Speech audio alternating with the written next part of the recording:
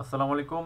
আচ্ছা, এখানে আমরা লাস্ট টিউটোরিয়ালে এখানে রুফ শেল সারফেসের মধ্যে প্যারামেট্রিক ফ্যাসাড টাইপ বা প্যারামেট্রিক প্যাটার্নটা আসলে কীভাবে প্লেস করতে হয় ডানোর মাধ্যমে ওটার প্রসেসটা দেখলাম।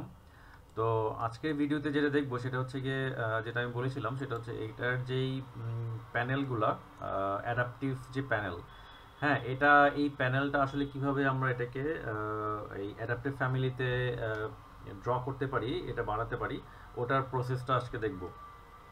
আচ্ছা, এখানে আমরা যদি সাপোজ মনে করেন যে যে কোনো একটা প্যানেলকে সিলেক্ট করি, সিলেক্ট করার পর তো বাদিকে প্রপার্টিজের মধ্যে এখানে ইনস্ট্যান্স প্যারামিটার এখানে সেট করা হয়েছে, যেটার নর্মালাইজ কার্ভড প্যারামিটার।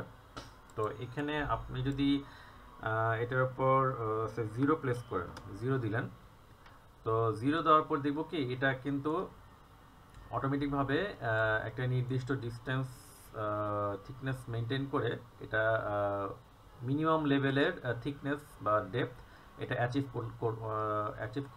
করে ফেলছে। হ্যাঁ, তো এরপরে এখন এটাকে যদি আমি সিলেক্ট করে সাপোজ ওয়ান দিলাম, ওয়ান দেওয়ার পর তার একটা মিনিমাম, ওটা ম্যাক্সিমাম গেল, এটা মিনিমাম বা ম্যাক্সিমাম একটা রেঞ্জ সে ফলো করতেছে।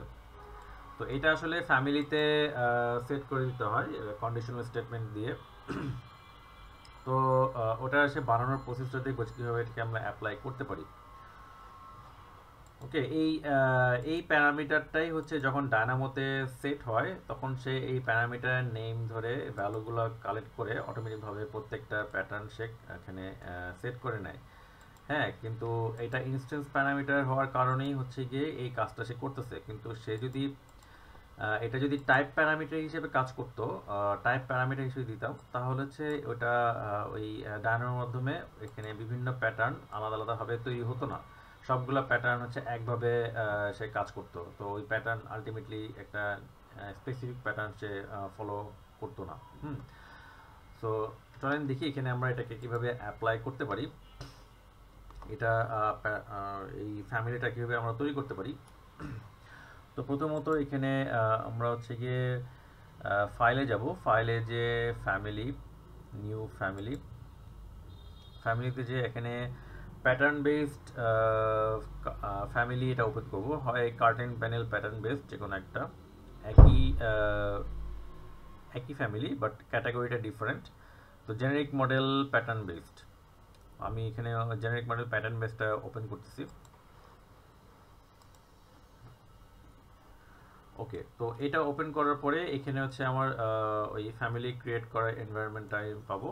তো এখানে আমার স্যাম্পল হিসেবে কিছু গ্রিড টাইপ দিয়ে রাখছে, তো আমার দরকার হচ্ছে রম্বয়েড। তো গ্রিডটাকে সিলেক্ট করে নিয়ে বাদিকে প্রপার্টিজের মধ্যে এখানে রম্বয়েড প্যাটার্নটাকে অ্যাপ্লাই করলাম। দেন এটার ডাইমেনশনটাকে আপাতত সে 3 ফিট এবং এটা 2 ফিট দিয়ে রাখি। এখন যেটা করবো সেটা হচ্ছে কি এখানে এই লাইনের উপরে পয়েন্ট প্লেস করব, পয়েন্ট ক্লিক করে এই লাইনের উপর পয়েন্ট প্লেস করে এখানে এই পাশে একটা পয়েন্ট প্লেস করব এবং এখানে এই পাশে একটা পয়েন্ট প্লেস করব। তো এরকম হয় প্রত্যেকটা লাইনের উপর দুই দিকে আমরা একই লাইনের দুই দিকে দুইটা পয়েন্ট প্লেস করে রাখবো।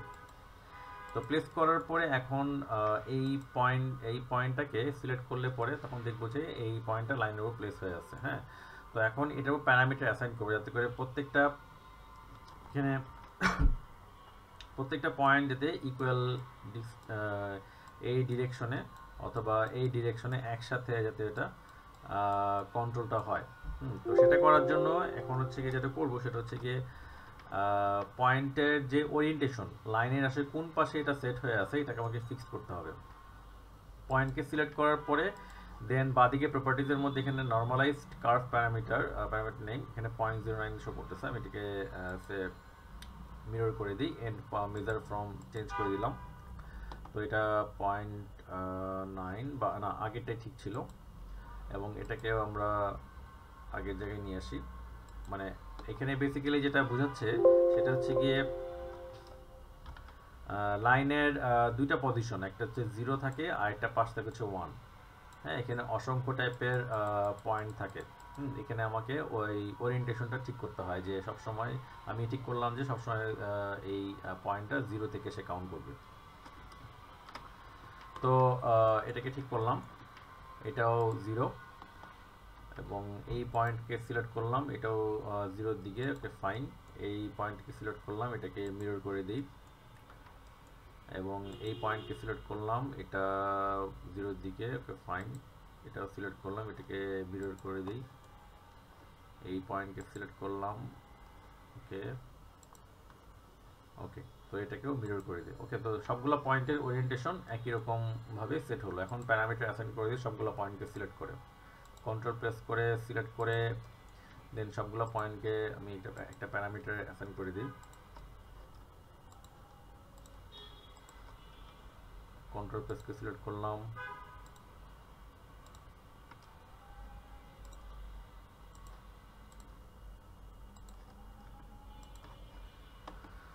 ওকে। তো দেন বাদিকে প্রপার্টিজের মধ্যে নরমালাইজড কার্ভ প্যারামিটার, যে প্যারামিটার নেমটা আছে পাশে লেখা আছে ভ্যারি, তো পাশে ছোট একটা বাটন আছে অ্যাসোসিয়েট ফ্যামিলি প্যারামিটার, এই বাটনের মধ্যে ক্লিক করব, করে নিয়ে এখানে প্যারামিটার নাম অ্যাপ্লাই করি সেভ এন, এটাকে দিব হচ্ছে ইনস্ট্যান্স প্যারামিটার। ওকে, তো ইনস্ট্যান্স প্যারামিটার অ্যাপ্লাই করলাম, এটা অ্যাপ্লাই করার পরে ওকে দিব। ওকে দিলে সবগুলার এই পয়েন্টের পজিশন একই জায়গায় চলে আসবে। তো এখন দেখেন যে কোনো একটা পয়েন্টকে যদি চেঞ্জ করি, সবগুলো পয়েন্ট হচ্ছে ওই একই ডিরেকশন অনুযায়ী, একই মেজারমেন্ট অনুযায়ী সে এখানে মুভ করতেছে। এখন করব কি, এই পয়েন্ট যেটা আছে এই পয়েন্টের সাথে এই পয়েন্ট কানেক্ট করে দিব, এই পয়েন্টের সাথে এই পয়েন্ট কানেক্ট করে, এই পয়েন্ট কানেক্ট করে দিলাম, এখান থেকে এটা কানেক্ট যাবে, এখান থেকে এটা কানেক্ট যাবে।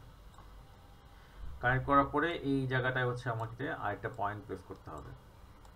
পয়েন্ট প্লেস করার পরে এই পয়েন্টগুলো মিলে একটা লাইন কানেক্ট করব। ওকে, তো এখন এটাকে সিলেক্ট করলাম, দেন কন্ট্রোল প্রেস করে সিলেক্ট করলাম, করে নিয়ে এসপি লাইন থ্রু পয়েন্ট এটাকে অ্যাক্টিভ করলাম, এটাকে অ্যাপ্লাই করলাম একই রকমভাবে, এটাকে select SP line through point, এই পয়েন্টকে সিলেক্ট করলাম, এই পয়েন্টকে সিলেক্ট করলাম, এসপি লাইন থ্রু পয়েন্ট, এই পয়েন্টকে সিলেক্ট করলাম, দেন এই পয়েন্টকে সিলেক্ট করলাম, এসপি লাইন থ্রু পয়েন্ট।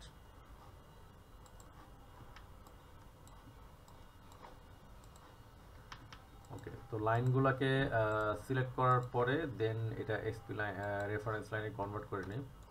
এরপর আবার আমাকে লাইনের উপর পয়েন্ট প্লেস করতে হবে, এখানটা পয়েন্ট প্লেস করলাম, এখানটা করলাম। ওকে, তো এই পয়েন্টগুলো হচ্ছে আমার ইন্টারসেকশন, যে দুইটা লাইনের যে ইন্টারসেকশন পয়েন্ট, ইন্টারসেকশন পজিশন, ওইখানে আছে পয়েন্টটাকে প্লেস করা লাগবে। সে সব সময় এই পয়েন্টটা এই পজিশনে থাকবে। তো যেটা করতে হবে, পয়েন্টকে সিলেক্ট করার পর এখানে হোস্ট পয়েন্ট বাই ইন্টারসেকশন এটাকে সিলেক্ট করলাম, দেন এই লাইনটাকে সিলেক্ট করে দিলাম।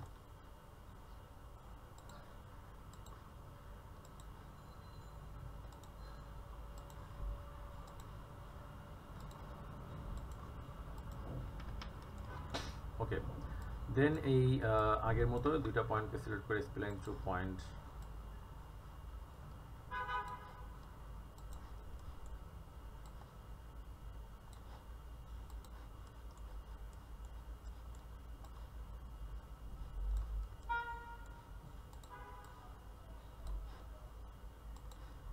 Line through point. তো এই লাইনটাকে সিলেক্ট করে দেন রেফারেন্স লাইনে কনভার্ট করে নিই।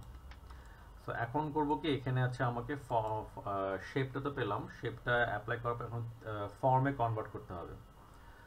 তো বাইরের আউটলাইনটাকে সিলেক্ট করে ক্রিয়েট ফর্ম, সলিড ফর্মে অ্যাপ্লাই করি। এখন এটাকে থিকনেস দিব, থিকনেস দেওয়ার পর বাদিকে প্রপার্টিজের মধ্যে পজিটিভ অফসেট নেগেটিভ অফসেট দুইটাই এখানে দেওয়া আছে। তো আমি এখানে দুইটাকেই অ্যাপ্লাই করব। তো ফার্স্টে পজিটিভ অফসেট দিলাম, এর দিলাম থিকনেস, দেন এটাকেও ইনস্ট্যান্ট দিতে পারি।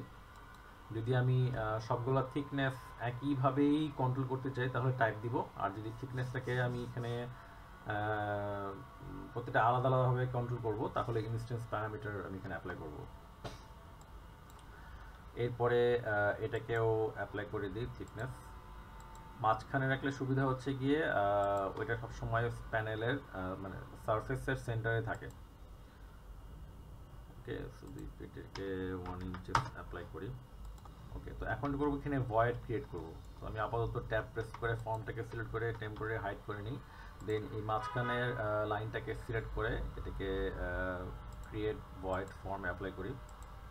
তো অ্যাপ্লাই করার পরে এটাও সেম প্রসেসে আমি এটাকে একটা থিকনেস দিই VDH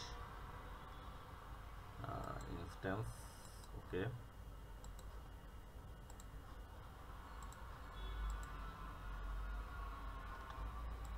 ওকে, তো এখন করব কি এখানে যে ওয়াইড থিকনেসটা অ্যাপ্লাই করলাম, এই থিকনেসটা সবসময় থিকনেসের থেকে বেশি থাকবে। তো এখানে একটা ইকুয়েশন অ্যাড করতে হবে।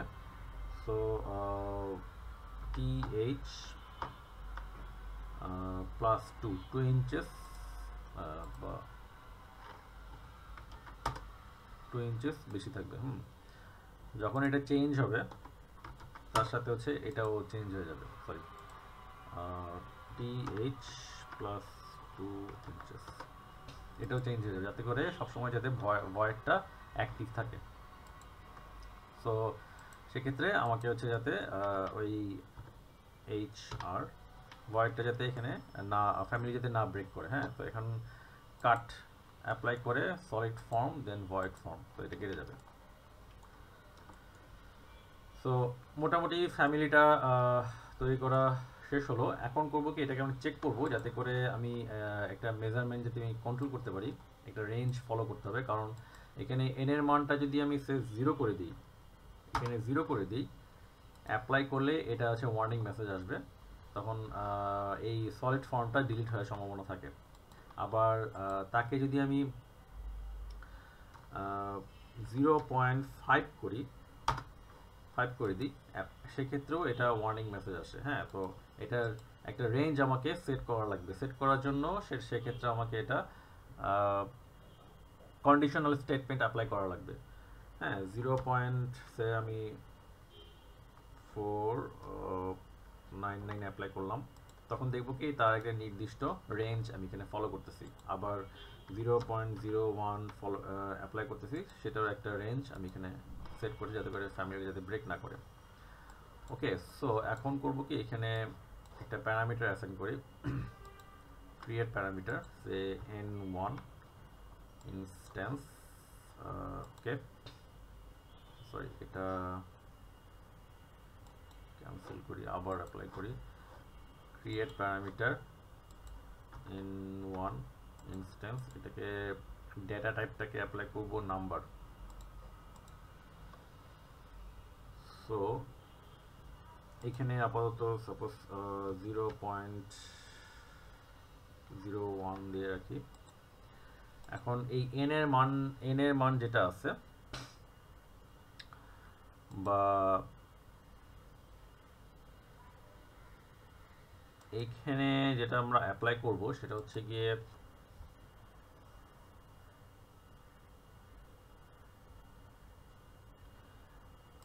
এই n এর পাশে ইকুয়েশনটাতে কন্ডিশনাল স্টেটমেন্ট শুরু করব ইফ স্টেটমেন্ট দিয়ে। ইফ ফার্স্ট ব্র্যাকেট n1 এর মান যদি 0.001 এর কম হয়, সেক্ষেত্রে 0.001 হবে। আর না হলে তাহলে হচ্ছে সেক্ষেত্রে আমাকে আবার নেস্টেড, মিনিমামটা অ্যাচিভ করলাম, এখন ম্যাক্সিমামটা আমাকে অ্যাচিভ করতে হবে। আবার nested conditional statement, if n1 এর মান যদি 0.499 হয়, সেক্ষেত্রে 0.499 হবে। আর না হলে এখানে n1 এর মধ্যে ভ্যালুটা যাবে। ওকে, তো এটা হচ্ছে আমার কন্ডিশনাল স্টেটমেন্ট আনএক্সপেক্টেড। ওকে, তো এখানে আরেকটা ব্র্যাকেট যাবে। ওকে, তো এখানে দেখেন আমি যদি এটাকে 0 করে দিই, সে সবসময় মিনিমামটা সে অ্যাচিভ করতেছে। আবার তাকে যদি আমি 1 করে দিই, সবসময় মিনিমামটা সে অ্যাচিভ করতেছে। তো এই ভ্যালুটা সবসময় ফিক্স থাকবে, তো ফ্যামিলিটা ব্রেক করবে না। তো বাকি 0.2 দিলে ওইটা সে এখানে ফলো করবে। সো ফার মোটামুটি এই হচ্ছে প্রসেস। এখন আমরা সরাসরি যদি এখানে লোড দিই তো এটা এখানে অ্যাপ্লাই হয়ে যাবে। হ্যাঁ, বেসিক্যালি আমার আপাতত এটাকে এই জায়গাটা ডিলিট করে রাখি। এটার যেই ফ্যামিলি মাসিং ফ্যামিলিটাকে রাইট বাটন ক্লিক করে আনহাইড এলিমেন্ট। সো এখন এটাকে আমি যদি ফ্যামিলিটাকে নিয়ে আসি load into project, so select edit in place, then এটাকে সিলেক্ট করে রম্বয়েড এটাকে অ্যাপ্লাই করে দিই।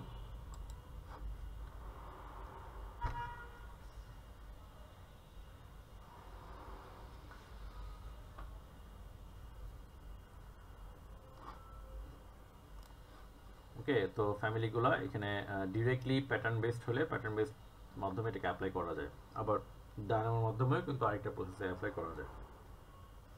ওকে, এখন আমি যদি ট্যাব প্রেস করে এটাকে সিলেক্ট করি,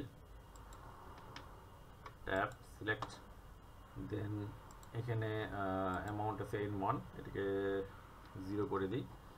শুধু মিনিমামটা আসতেছে, এই যে একটা নির্দিষ্ট অ্যামাউন্ট থিকনেস সে অ্যাচিভ করতেছে, ডিলিট হয়ে যাচ্ছে না।